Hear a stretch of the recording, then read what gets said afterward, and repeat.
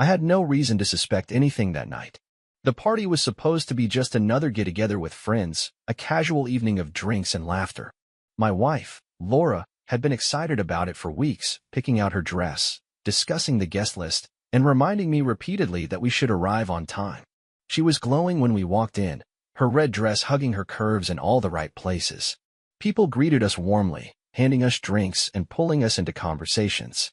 Everything seemed normal until it wasn't. I noticed it first in the way she glanced across the room. At first, I dismissed it. Maybe she was just looking for a friend, scanning the crowd. But then I caught the way her expression softened, her lips curling slightly at the edges. My stomach tightened. I followed her gaze. And there he was, a man I had never seen before. Tall, dark-haired, well-dressed. He was already looking at her. No, not looking. Staring. Like she was the only woman in the room. Then came the moment that sent ice through my veins. Laura's phone lit up in her hand. She glanced down, read something, and a ghost of a smirk crossed her lips. She turned to me, forced a casual smile, and said, "I'm just going to grab another drink." She walked off without waiting for my response. I wasn't a fool. I knew something was off. My gut screamed at me to follow, but I forced myself to stay still. I didn't want to be that guy, the paranoid husband. So instead, I wandered toward the bar, making casual conversation, but keeping an eye on her. And then, I saw it. Laura wasn't getting a drink. She was talking to him. No, more than talking. She was close to him. Her body angled towards his, her eyes flicking up at him with an expression I hadn't seen in years. I gripped my glass tighter. I tried to convince myself it was innocent. Maybe it was just a flirty conversation, meaningless. But then his hand brushed her arm, and instead of pulling away, she leaned in. Something inside me shattered. I watched as they slipped through a side door, disappearing from view. At that moment, my vision blurred. My heart pounded in my ears, a deafening drumbeat of rage, disbelief, and humiliation. I could have followed them. I could have made a scene, but I didn't. I put my drink down, straightened my jacket, and walked out. Silent. Expressionless. By the time dawn came, she would be in tears. And it wouldn't be because of me. I stepped out into the cool night air, my breath slow and controlled despite the hurricane of emotions inside me. The party lights flickered from the windows behind me, laughter and music carrying into the street like nothing had happened. Like my entire reality hadn't just shifted. I could have turned back. I could have stormed inside, ripped open that door, and let the world see what kind of woman Laura had become. But I didn't. There was something far more powerful in leaving. So I walked. I wasn't thinking about where I was going, just that I needed to get away from there. Every step felt like tearing myself away from a life I had been too blind to see for what it was. A facade. A performance. Somewhere along the way, I ended up at a small diner, the kind that stayed open late for the drunks and insomniacs of the world. I pushed through the glass doors, the bell jingling overhead, and took a seat by the window. The waitress, a woman in her 50s with tired eyes, slid me a menu, but I wasn't hungry. "Just coffee," I murmured. She nodded, disappearing behind the counter. That's when I pulled out my phone. Laura hadn't texted. Not once. No, where are you? No, are you okay? Nothing. But then again, why would she? She was busy. I gripped my coffee cup tighter, feeling the ceramic warm against my palms.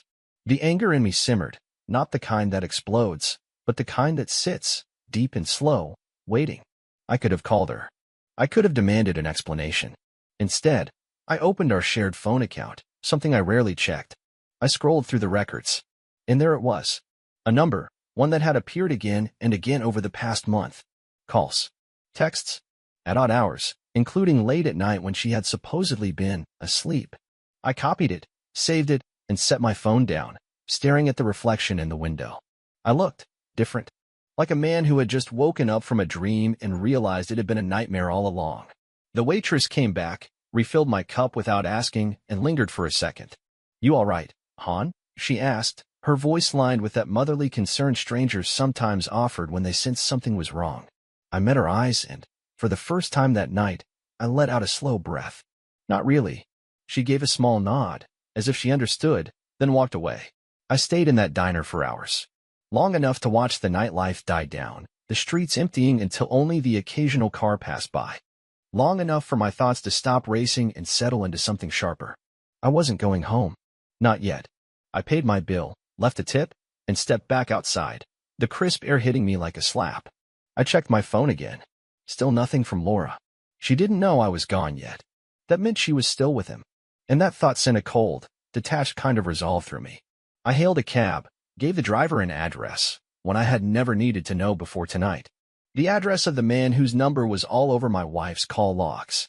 I didn't know what I expected when I got there. A confrontation? A moment of clarity? I just knew I needed to see. And when the cab pulled up outside a sleek apartment complex, I realized something that made my stomach turn. This wasn't just some random guy. Because I recognized the car in the lot. It wasn't hers. It was his. Someone I knew. Someone close. And suddenly, the betrayal cut even deeper. The street was quiet, lined with parked cars, their windshields catching the dim glow of streetlights. My cab pulled up to the curb, and I just sat there for a moment, staring at the sleek black sedan parked outside the apartment complex. I knew that car. No, there was no way. I leaned forward, my pulse hammering in my ears. This wasn't just a stranger Laura had been sneaking around with. That was Eric's car. Eric. My friend. No, more than a friend. The guy I had trusted for years, the one who had been at our wedding, who had been there through every milestone. We had spent holidays together, shared drinks after long days, laughed about the stupidity of life. And now, here I was, staring at his car, parked outside the building where my wife had disappeared for the night. A slow, sick feeling crawled through me.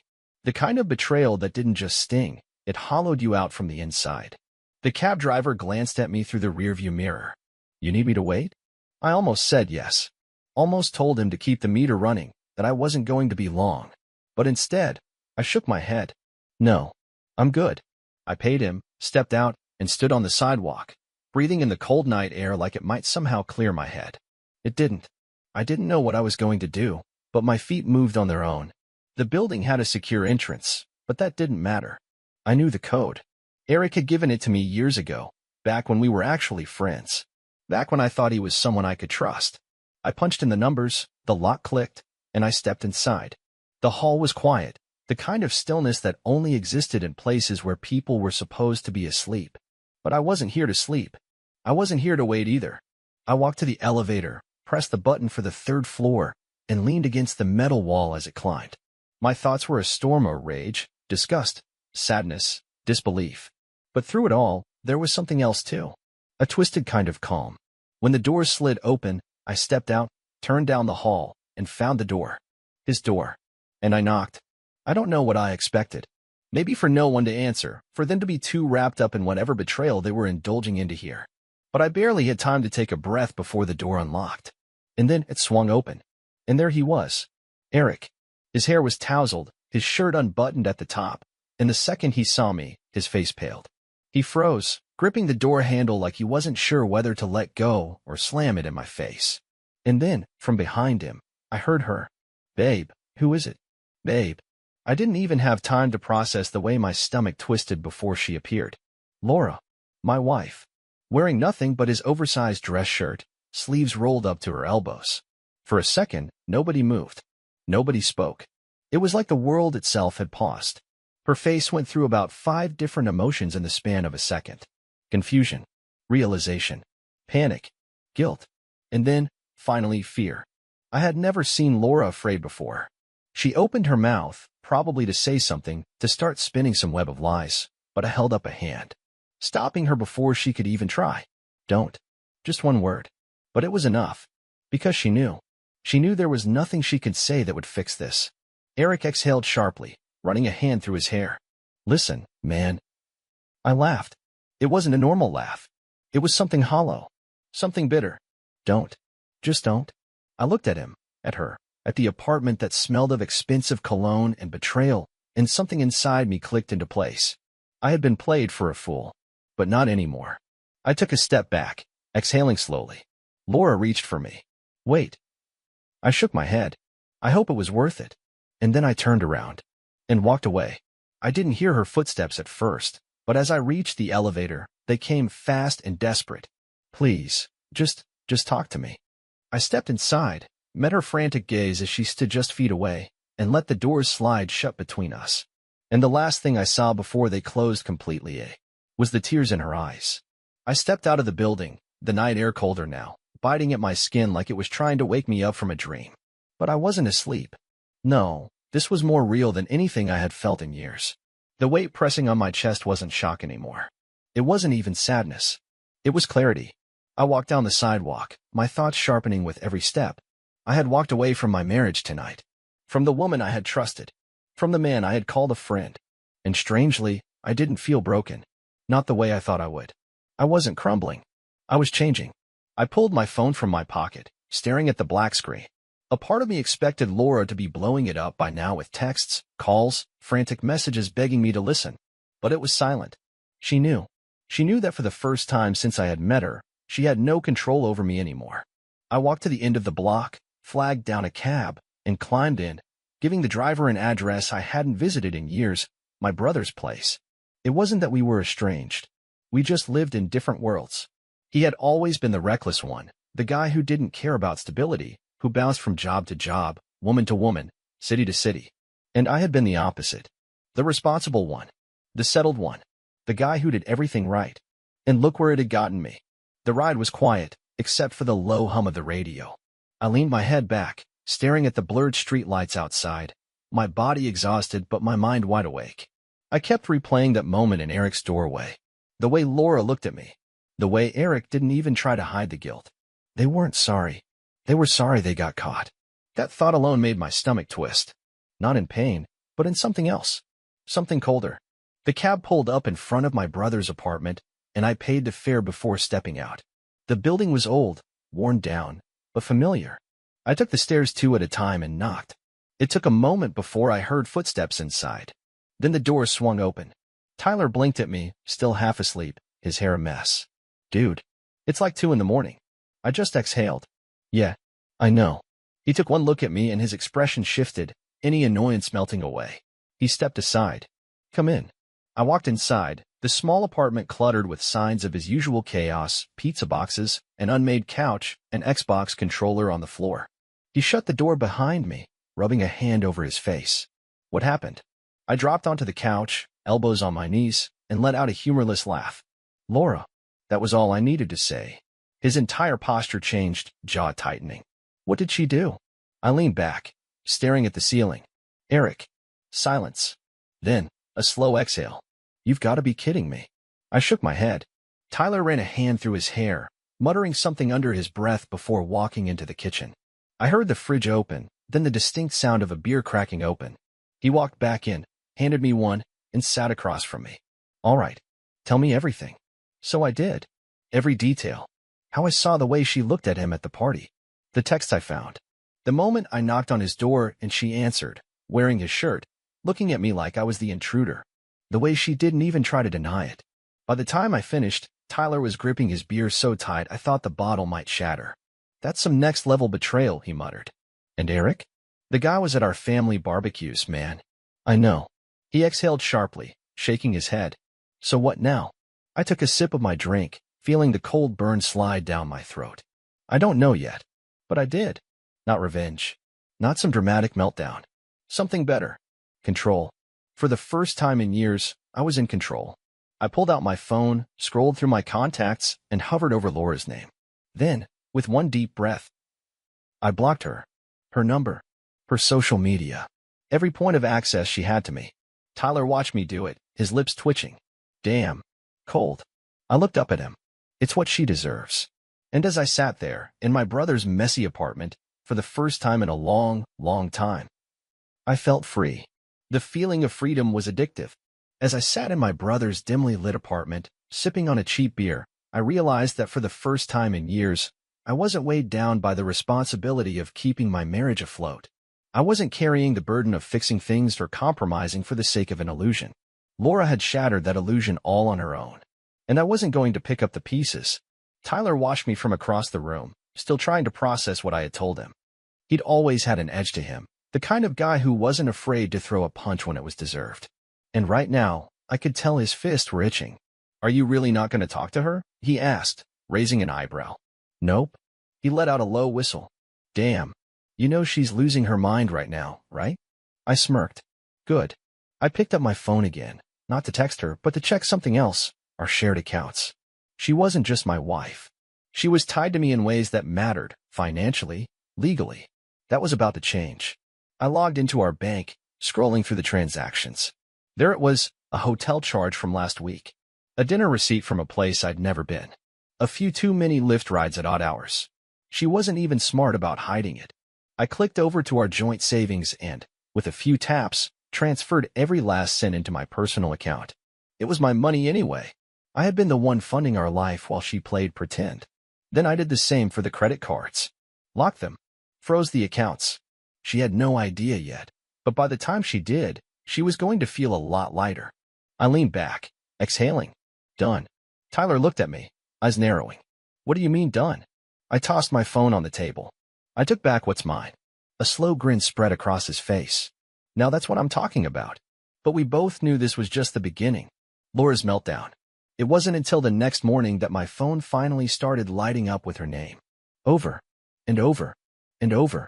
Blocked calls, voicemails, emails, texts from unknown numbers because she thought I wouldn't recognize her desperate attempts.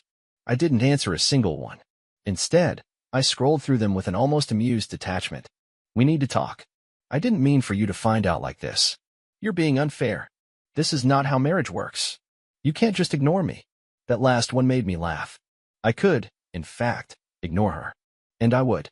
Tyler was watching TV, but when he saw my expression, he smirked. She finally figured it out, huh? I nodded, turning the phone screen toward him. He snorted. Damn, she's unraveling quick. I leaned back on the couch, stretching my legs out. She thought she could control how this played out. Thought she could be the one to decide when and how this ended. But you beat her to it, Tyler finished. Exactly. Her desperation reaches a new low. Hours passed. And then my email pinged with something new. A receipt. For a one-way plane ticket. Destination? Nowhere near here. I stared at it for a second, then laughed. Oh, she's really trying now. Tyler leaned over. What is that? She bought a flight. Probably trying to make me think she's leaving. Is she actually gonna go? I smirked. No. It's a bluff. And I was right. Because an hour later, I got another email. This one? From Eric. The audacity was almost impressive. Man, I think we should talk. This is getting out of hand. Laura's a wreck. She didn't mean to hurt you like this. Don't do anything rash. Just be reasonable. I read it twice, shaking my head. Reasonable? This guy had the nerve to tell me to be reasonable? Tyler saw my face and groaned. Oh, hell no. Don't tell me Eric actually reached out. Oh, he did. I turned my phone toward him, letting him read the email. Tyler let out a sharp laugh. This guy has lost his damn mind. What does he expect you to do? Shake his hand? Thank him. Probably. I stared at the screen for a moment, considering my options. Then I did the same thing I had done with Laura. Blocked. Tyler chuckled. That's cold, man. I smirked. They deserve worse. And they did. The moment she finally breaks, I stayed at Tyler's place for the next couple of days, letting the storm rage on without me. I went to work, hit the gym, lived my life like nothing had changed. Because for me, things were finally changing for the better. But for Laura, it was killing her.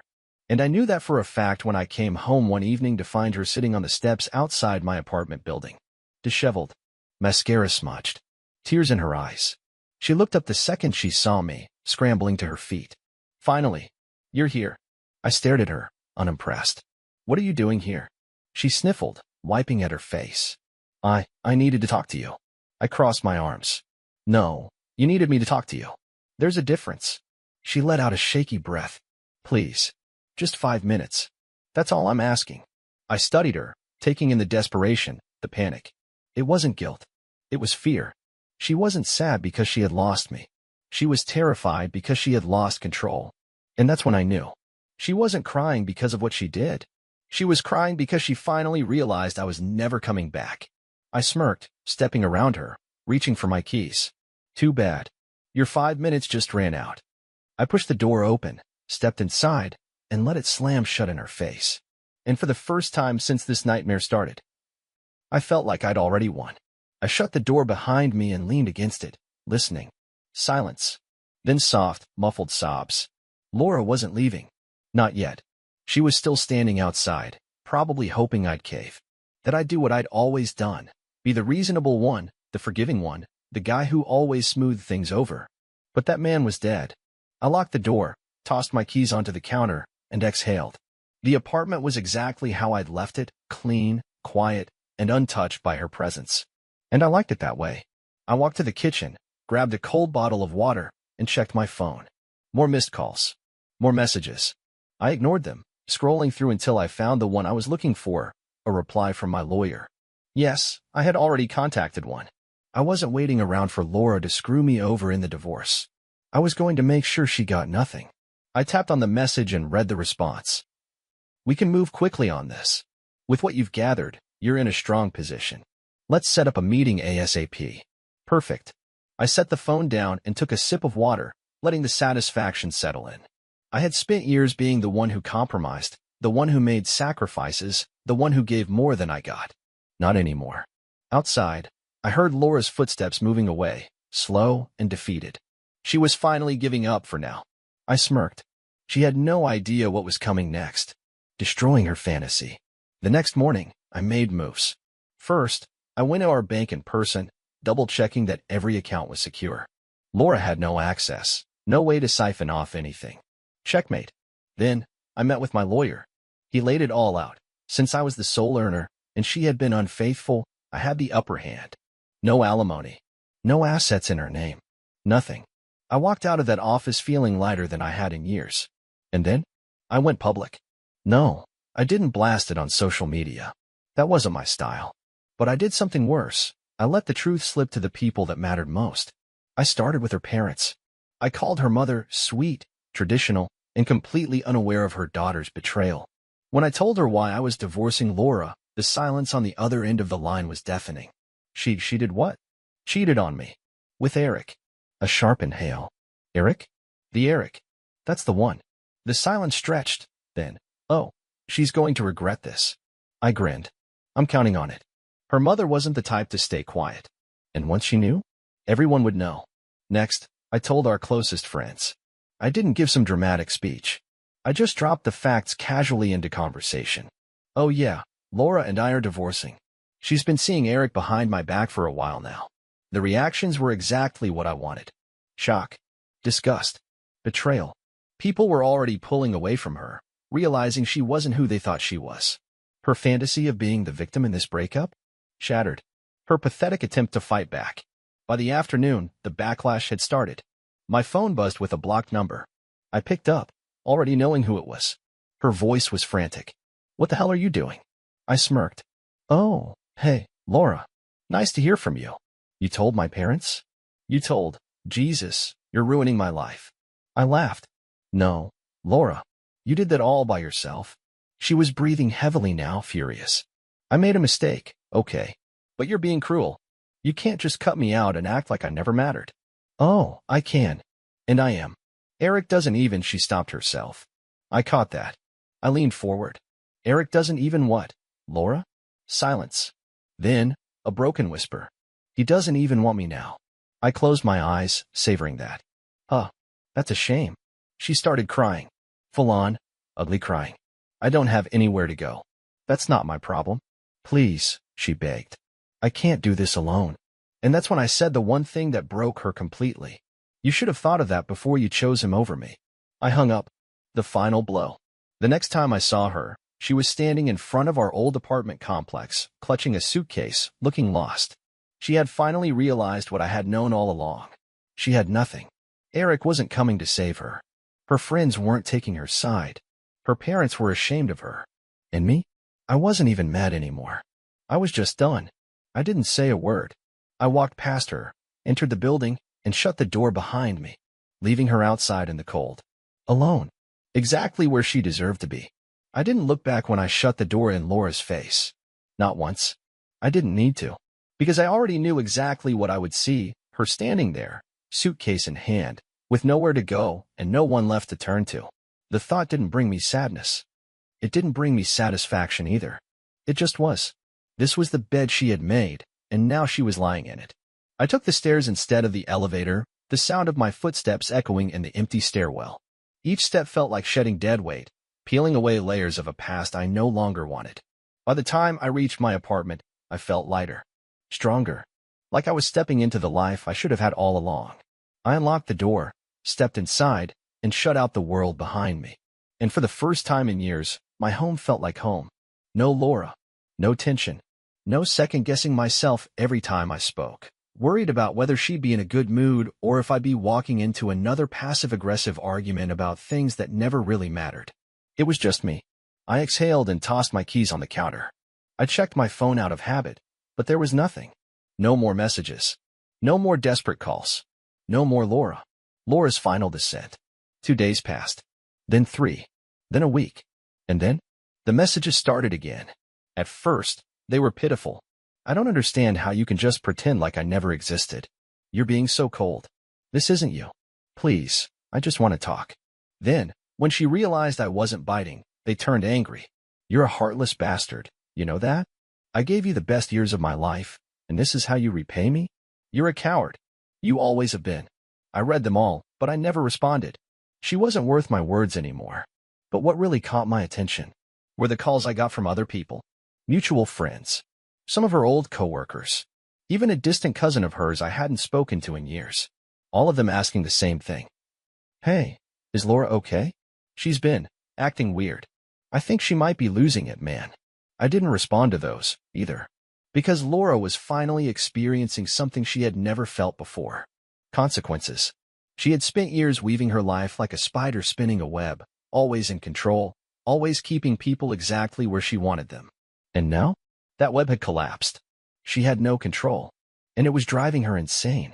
The unexpected visit. It was a Friday night when the knocking started. Loud. Desperate. I already knew who it was. I sighed, set my drink down, and walked to the door. When I opened it, I was not surprised. Laura stood there, her hair a mess, dark circles under her eyes, a woman on the edge. But she wasn't alone.